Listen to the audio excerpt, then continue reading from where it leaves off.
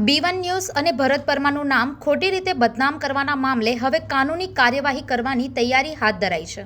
થોડા સમય પહેલા રાજકોટમાં એક ડોક્ટરની અશ્લીલ ક્લિપ વાયરલ થતાં અનેક મીડિયા સંસ્થાઓને તે સમાચાર પ્રસારિત કર્યા હતા, જેમાં B1 ન્યૂઝનો પણ સમાવેશ થતો હતો. ત્યારબાદ ડોક્ટરે કેટલીક મીડિયા સંસ્થાઓ સામે ખંડણીની ફરિયાદ નોંધાવતા B1 ન્યૂઝ અને ભરત પરમારનું નામ પણ તેમાં જોડાયું હતું. આ મામલે ચેનલ તરફથી સ્પષ્ટતા કરવામાં આવી છે કે તેમણે ક્યારેય પણ સંબંધિત ડોક્ટર સાથે સંપર્ક કર્યો નથી, ન તો કોઈ પ્રકારની ખંડણી માંગી છે. હાલ સુધી કોર્ટે તેમને આરોપી જાહેર કર્યા નથી અને ન્યાયતંત્ર પર પૂર્ણ વિશ્વાસ વ્યક્ત કરવામાં આવ્યો છે.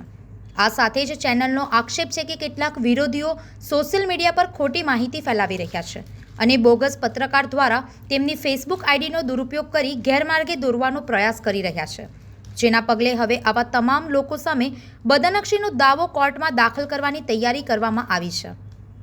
Bureau report B1 news, Vadodara.